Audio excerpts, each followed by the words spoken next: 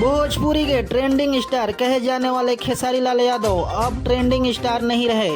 खेसारी के पिछले कुछ गाने सुपर फ्लॉप साबित हो रहे हैं और एक भी गाना यूट्यूब पर ट्रेंड नहीं कर पा रहा है। तो दोस्तों क्या है पूरी खबर, उसके बारे में जानने से पहले आप सबने अभी तक हमारे चैनल को सब्सक्राइब नहीं किया है तो कर लीजिए, क्योंकि दोस्तों ऐसे न्यूज़ की वीडियो इस चैनल पे आप सबको रोज मिलती रहती है।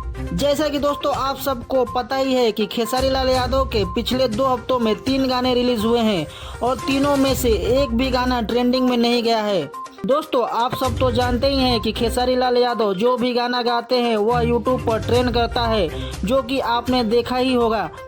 शायद ही उनका ऐसा कोई गाना होगा जो यूट्यूब पर ट्रेंड ना किया हो। पर दोस्तों पिछले 3 गानों में से एक भी गाना यूट्यूब पर ट्रेंडिंग में नहीं गया है, जो कि खेसारी लाल यादव के साथ पहली बार हो रहा है। पिछले हफ्ते से अभी तक खेसारी ने बैक टू बैक 3 गाने लॉन्च किए हैं, जिसमें पहला गाना है दरदिया, दूसरा है हसीना और तीसरा अभी कल ही का रिलीज हुआ हो जेबू मैट्रिक में पास है।